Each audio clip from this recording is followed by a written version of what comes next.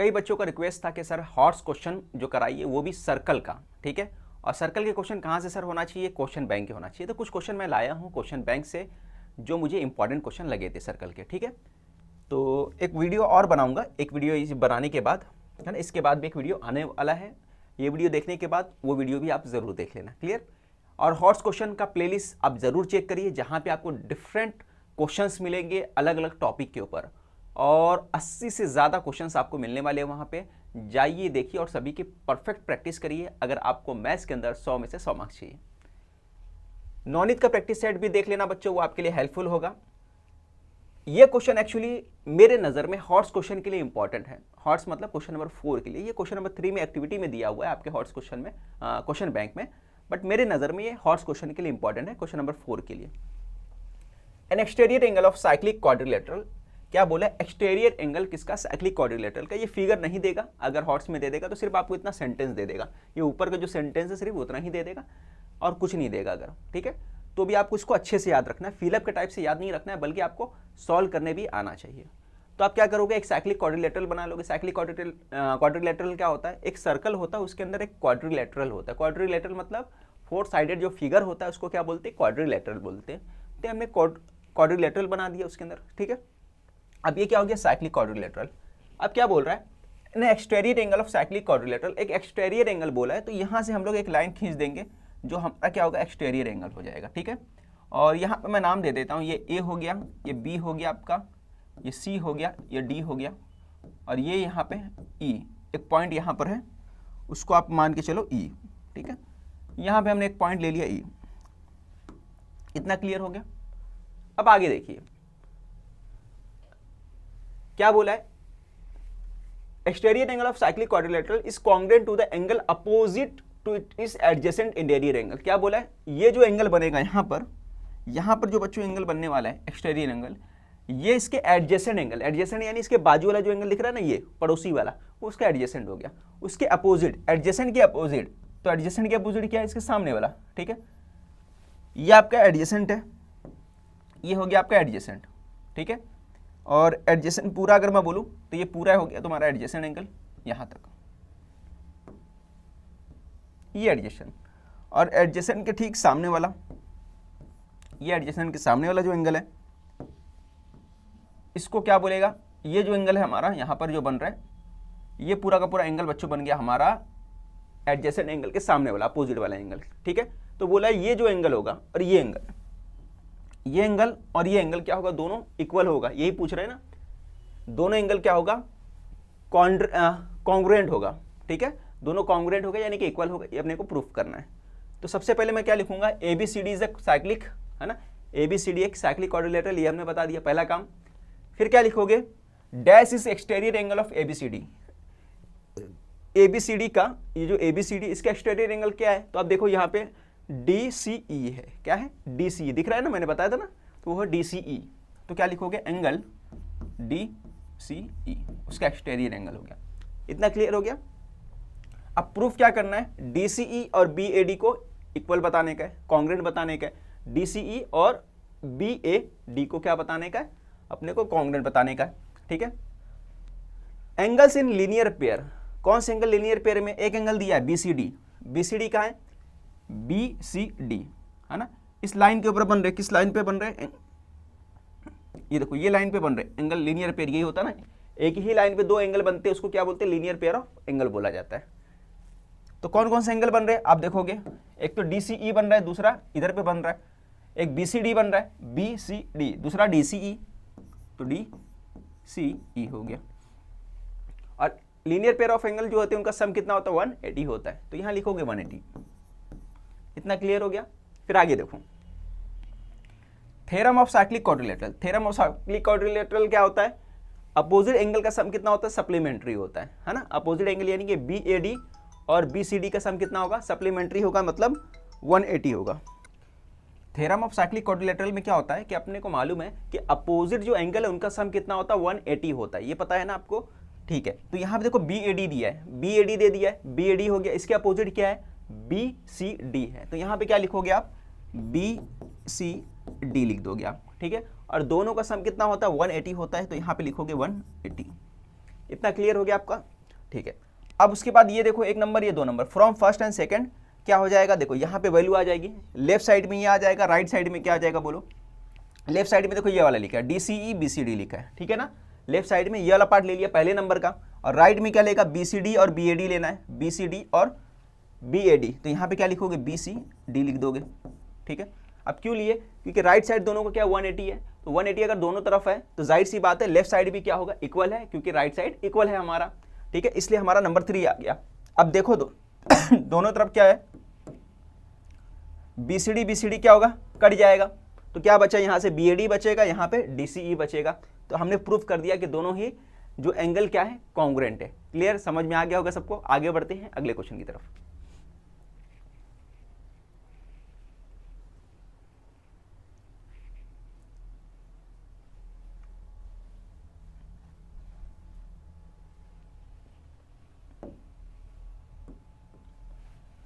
In a figure, a circle touches all the sides of quadrilateral ABCD from inside, ठीक है।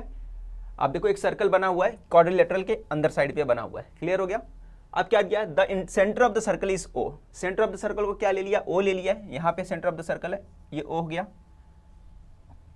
If AD perpendicular DC, AD जो है DC के ऊपर perpendicular है, दिख रहा है, AD परपेंडिकुलर है किसके, DC के ऊपर। फिर आगे दिया है BC 38 है, BC जो हमारा 38 है, QB कितना है 27, QB कितना दिया है 27 दिया है,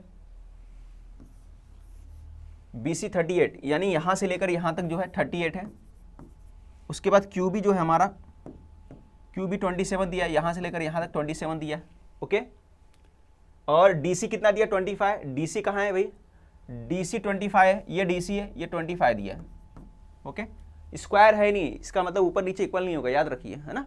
अभी स्क्वायर नहीं है, हम लोग डायरेक्ट बोल भी नहीं सकते, क्योंकि वो क्या बोला है, क्वाड्रिलेटरल बोला है। हो सकता है प्रूफ करके हम साबित कर दे, बट अभी नहीं बोल सकते।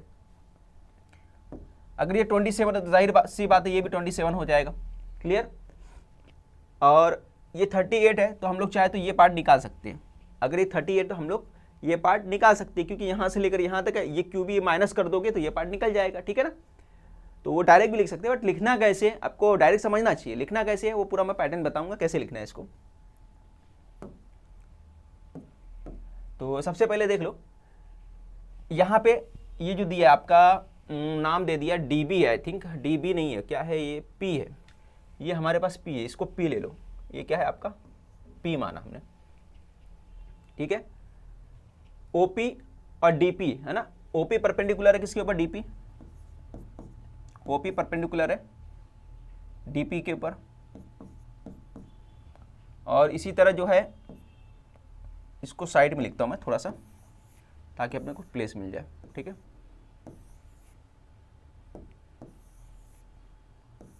ओके, यहां पे लिखते हैं। और इसी तरह हमारा जो है OS परपेंडिकुलर है DS के ऊपर, OS परपेंडिकुलर है DS के ऊपर, ये पार्ट हमने लिख दिया, ठीक है। DS के ऊपर परपेंडिकुलर है। अब किससे है परपेंडिकुलर का वजन, रीजन बता दो आप, तो यहां पर देख सकते हो टेंजेंट थ्योरम, क्या आएगा, थ्योरम, टेंजेंट थ्योरम, ये रीजन होगा आपका, ठीक है। तो हमने रीजन क्या दे दिया, टेंजेंट थ्योरम दे दिया, पहला काम ये आपने कर दिया। तो ये आपका क्या आएगा, एंगल, ये P 90 डिग्री हो जाएगा, एंगल S 90 डिग्री हो जाएगा, ठीक है। तो आपने ये प्रूफ कर दिया, तो हमारा एंगल P कितना हो गया 90 डिग्री, एंगल P। अच्छा, एक चीज और परपेंडिकुलर है, क्या दिया, AD परपेंडिकुलर है DS के ऊपर ना, देखो यहाँ पे दिया AD परपेंडिकुलर है DC के ऊपर, AD परपेंडिकुलर है DC के ऊपर, यानी ये भी 90 डिग्री होगा, ये पार्ट भी आपका क्या होगा 90 डिग्री। तो ये भी लिख दो आप, AD परपेंडिकुलर टू DC, ये पार्ट गिवन है, ठीक है ना, ये पार्ट अपने को गिवन है। अब क्या हो गया, ये एंगल, ये एंगल, ये एंगल, तीनों को तीनों क्या हो गया 90 डिग्री हो गया। तो लिखोगे एंगल D, एंगल और कौन सा है S, angle P equal to 90 degree, ठीक है। क्या आ गया 90 डिग्री हो गया। और ओ क्या आएगा, एंड एंगल, एंगल एंड की जगह डायरेक्ट लिख दो, देयरफॉर लिख दो, चलो देयरफॉर करके लिखूंगा, therefore angle O, angle O जो होगा हमारा वो भी होगा 90 डिग्री। रिमेनिंग एंगल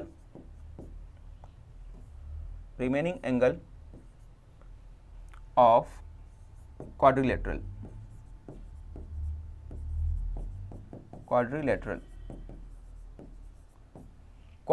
का रिमेनिंग एंगल, यानी ये भी 90 डिग्री हो गया, ठीक है। अब इसलिए हम लोग बोल सकते हैं देयरफॉर क्वाड्रिलेटरल DSOP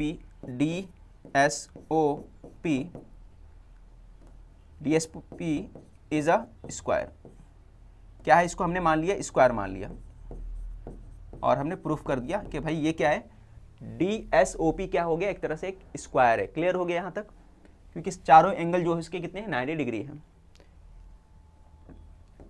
अब DS किसके इक्वल है, DP के, DS इक्वल है DP के। रीजन क्या लिखोगे, टेंजेंट सेगमेंट थ्योरम में, क्योंकि एक्सटीरियर पॉइंट से जो दो साइड बन रहे हैं, दो टेंजेंट बन रहे हैं, दोनों क्या होते हैं, इक्वल होते हैं। तो क्या लिखोगे, tangent segment theorem, tangent segment theorem यहां पे लिखोगे आप, ठीक है। टेंजेंट सेगमेंट थ्योरम से क्या हो जाएगा, DS और DP इक्वल हो जाएगा। यहाँ पे DP नहीं आएगा, इसकी वैल्यू 25 नहीं है, ये हटा दो आप, 25 इसकी वैल्यू नहीं है, 25 वैल्यू है DC की, DC का यहाँ से लेकर यहाँ तक इसकी वैल्यू 25, ठीक है। ये क्लियर हो गया, यहाँ पे थोड़ा सा गलत किया था मैंने, तो यहाँ से लेकर यहाँ तक की वैल्यू कितनी है, 25 है। अब आगे ध्यान दो जरा, अब इससे क्या हेल्प होगा कि ये पूरा का पूरा जो है, पहली तो DS और DP इक्वल है, ओके। अब हम लोग बोल सकते हैं भाई DS जो है किसके इक्वल है, SO के भी इक्वल है, OP के भी इक्वल है, और DP के भी इक्वल है। क्यों इक्वल है, क्योंकि साइड है सेम स्क्वायर के, ठीक है। तो यहाँ पे लिखोगे side of same square, sides of same square, ये आपने बता दिया, okay. Side of same square करके लिख दिया। अब उसके बाद आगे बढ़ते हैं, हम लोग क्या निकालते हैं, यहाँ से CQ निकाल लेते हैं। क्या निकालते हैं, CQ कैसे निकालोगे, BC में से आप निकाल दो CQ को, BC में से QB को माइनस कर दो। तो CQ निकालना है मुझे, तो CQ मैं निकालता हूँ, BC में से क्या माइनस करूंगा मैं, BQ माइनस कर दूंगा। BC कितना हमारे पास 38 है, तो 38 माइनस, ये लिखा 38 माइनस 27, तो CQ कितना आ गया मेरे पास, 11 आ गया। कितना आ गया, 11 आ गया। तो यहाँ लिख दोगे 11th, ये आपने लिख दिया 11th, तो CQ 11 आ गया, CQ 11th आ गया। तो CS कितना होगा, CS भी कितना हो जाएगा, 11 होगा। क्यों होगा, CQ और CS, ठीक है, दोनों क्या इक्वल होंगे। क्यों इक्वल है, क्योंकि दोनों ही टेंजेंट सेगमेंट थ्योरम की वजह से इक्वल है, ठीक है। टेंजेंट सेगमेंट थ्योरम की वजह से दोनों इक्वल है। तो हमारा क्या आ गया, CS भी हमारा कितना आ गया, 11 आ गया, ठीक है। CS भी 11 आ गया। अब C बस अगर 11 है तो ये बताओ DS कितना होगा। अगर CS 11 है तो DS क्या होगा। तो आप क्या करोगे, DC में से CS को माइनस कर दो। तो मैं कहाँ लिखूँ इसको, स्पेस नहीं बचा हुआ है ना, यहाँ साइड में लिखता हूँ थोड़ा सा, यहाँ प्लेस बचा हुआ है, यहाँ पे लिख देता हूँ, छोटा सा लिखता हूँ, ओके। तो मैं क्या करूँगा, इसमें से माइनस करूँगा, किसमें से, DC में से मैं माइनस कर दूंगा, DC में से माइनस करूँगा मैं, क्या माइनस करूँगा DC में से, CS को माइनस कर दूंगा। तो मेरे पास क्या आ जाएगा, DS आ जाएगा, ठीक है। तो DC कितना हमारे पास, DC देखो 25 है, 25 में से क्या निकालना है, 11, 25 में से 11 निकाल दो, 25 में से 11 निकालूंगा तो क्या बचेगा मेरे पास, तो मेरे पास DS आ गया। कितना आ गया, DS मेरे पास आ गया, 25 में से 11 निकालो कितना आएगा, 14 आएगा, ठीक है। 15 एक कम और 14, 14 आ गया। DS हमारे पास 14 आ गया, ठीक है। इस तरीके से हमने DS निकाल लिया, ओके, समझ में आ गया। अब देखो ds किसके इक्वल है, हमारा ds किसके इक्वल है भाई, SO के भी इक्वल है। ds इक्वल है किसके, SO के, इसलिए हमारा SO कितना हो जाएगा, रेडियस कितना हो जाएगा, देयरफॉर करके लिखोगे r इक्वल टू r कितना आ जाएगा 14, है ना, क्योंकि हम लोग पहले ही यहाँ पे प्रूफ कर चुके हैं कि सब क्या है, एक दूसरे के इक्वल है स्क्वायर से। तो ये हमारा कितना आंसर आया, रेडियस कितना आ गया 14 आ गया। स्क्रीनशॉट ले लो, फिर बढ़ते हैं अगले क्वेश्चन की तरफ। चलिए ये क्वेश्चन देखते हैं कैसे करना है। तो सबसे पहले आपको क्या करना पड़ेगा, इसके अंदर कुछ पॉइंट मैं बताऊंगा वो आपको कर लेना पड़ेगा। देखो आपको प्रूफ क्या करना है, सेग AB और CD आपको ये दोनों कॉन्ग्रुएंट बताना है। AB कहाँ है, ये देखो ये AB हो गया, ये नीचे वाला जो दिख रहा है आपको वो CD हो गया। नाम अगर दिख नहीं रहा है तो मैं थोड़ा बड़ा कर देता हूँ, ये A है, ये B है, ये C है, आपका D है। ये दोनों लाइन को कॉन्ग्रुएंट प्रूफ करना है अपने को। तो कैसे करना है देखो जरा, ये सेंटर मान लो यहाँ पर, इसका सेंटर यहाँ मान लिया। अब इसके जो है हम लोग क्या करते हैं, रेडियस को ज्वाइन कर लेते हैं, यहाँ पे एक रेडियस बना देते हैं परपेंडिकुलर के हिसाब से, यहाँ पे बन गया, ठीक है। और यहाँ पे भी बना देते एक, ओके, जहाँ पे ज्वाइन हो रहा है। ये छोटे वाले को भी इसी कर सकते हो, चाहो तो बना सकते हो, ओके। ये छोटे वाले को भी बना सकते हो और यहाँ पे भी बना सकते हो, मगर यहाँ पे नहीं बनाएंगे, इसकी ज़रूरत नहीं है अपने को। आप यहाँ से काम करो, एक लाइन ड्रॉ करो, एक लाइन या टेंजेंट ड्रॉ करो, इसके ऊपर टेंजेंट, इसके सेंटर से यहाँ से एक टेंजेंट ड्रॉ करो जो इसके ऊपर सेंटर पे बना है, ठीक है। इस तरीके से आपको लेने का, क्लियर हो गया। तो हमने इस तरह से यहाँ पे इसके सेंटर से इसके ऊपर टेंजेंट बना दिया, इसके सेंटर से इसके ऊपर टेंजेंट बना लिया, और सेंटर को क्या मान लिया, इसको एक्सटीरियर पॉइंट मान लिया, किसके लिए, इस सर्कल के लिए, ठीक है। अब सॉल्व करना स्टार्ट करते हैं। ये चीज़ कंस्ट्रक्शन आपको करना पड़ेगा, तो हम लोग कंस्ट्रक्शन करेंगे। तो टू प्रूफ अपने को क्या प्रूफ करना है, ये लिख दो, अपने को प्रूफ करना है भाई कि सेग जो है आपका AB सेग CD के, है ना, कॉन्ग्रुएंट, ये प्रूफ करना है। ओके, इतना समझ में आ रहा है। चलो आगे देखते हैं। अब उसके बाद हम लोग क्या करेंगे, कंस्ट्रक्शन, जैसे मैं बोला कंस्ट्रक्शन में क्या लिखोगे, कंस्ट्रक्शन में ये जो परपेंडिकुलर ड्रॉ कर दिया आपने ना यहाँ पर, ठीक है, और यहाँ पे परपेंडिकुलर ड्रॉ किया, जो आपका यहाँ पे सेंटर को हम लोग ले लो, वो इसके सेंटर को कुछ भी ले लो, तो यहाँ लिखो ज्वाइन या ड्रॉ करो, draw OA and OC radii, ठीक है। OA OC ड्रॉ कर दिया, फिर उसके बाद एंड मेक टेंजेंट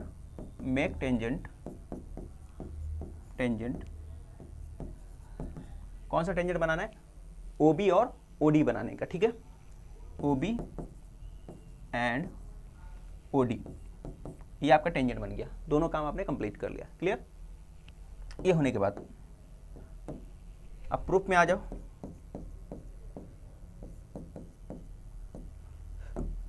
लिखोगे इन ट्राइंगल, ये वाला ट्राइंगल में आ जाओ, ऊपर की तरफ एक ट्राइंगल बन रहा है, मैं दिखा रहा हूँ आपको कहाँ बन रहा है, ये इस ट्राइंगल में आ जाओ, और यहाँ पे एक ट्राइंगल इस पे आ जाओ, ठीक है। इन दोनों ट्राइंगल की बात करें हम लोग, तो मैं बात करता हूँ कि भाई हमारा जो ऊपर वाला ट्राइंगल है OAB, इन ट्राइंगल OAB, ठीक है, एंड ट्राइंगल दूसरा वाला कौन सा है, नीचे वाला OCD के अंदर, OCD के अंदर OA और OC क्या है, दोनों के दोनों इक्वल है, कॉन्ग्रुएंट है। OA कॉन्ग्रुएंट है OC, ठीक है। क्या है, रेडियाई ऑफ सेम सर्कल, तो यहाँ लिख सकते हो रेडियाई ऑफ सेम सर्कल,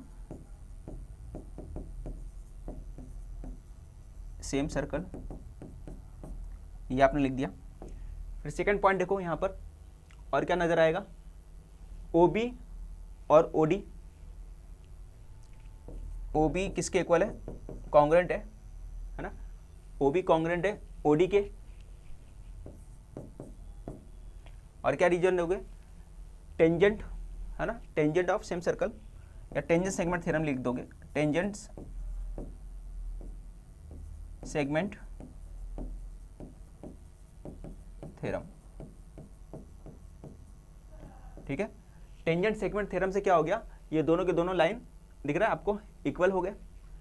अब यहाँ पे एक एंगल इक्वल है, कौन सा एंगल इक्वल है दिख रहा है आपको, एंगल ए और एंगल सी। तो यहाँ लिखो एंगल ए कॉन्ग्रुएंट है एंगल सी के, और क्या लिखोगे, टेंजेंट थ्योरम, ठीक है। तो टेंजेंट थ्योरम से क्या हो जाएगा, ये दोनों 90 डिग्री हो जाएगा, ओके। तो हम लोग बोल सकते हैं, क्या बोल सकते हैं भाई, कि triangle O A B congruent है ट्राइंगल, किस ट्राइंगल के, ओ ए बी ट्राइंगल किसके कॉन्ग्रुएंट है, ओ सी डी के, बाय कौन सा टेस्ट के बेस पे हो गया, देखो side angle side test of congruent triangle, ठीक है। Side angle side test of congruent angle के बेस पे हो जाएगा, ये दोनों क्या हो गया, कॉन्ग्रुएंट हो गया ट्राइंगल। अब ये दोनों ट्राइंगल कॉन्ग्रुएंट है, उसके साइड भी क्या होते हैं, कॉन्ग्रुएंट होते हैं, इसलिए हम लोग बोल सकते हैं ए बी किसके इक्वल हो जाएगा, सी डी के। Therefore seg A B congruent हो जाएगा सेग सी डी के, ठीक है। तो हम लोग ने बता दिया कि भाई हमारा दोनों जो ट्राइंगल है एक दूसरे के कॉन्ग्रुएंट हो गया, ठीक है। स्क्रीनशॉट ले लो, फिर यहाँ पे ख़त्म करते हैं हम लोग। फिर एक वीडियो और लाऊंगा सर्कल के लिए, है ना, इसमें भी इंपॉर्टेंट क्वेश्चन लाऊंगा मैं आपके लिए।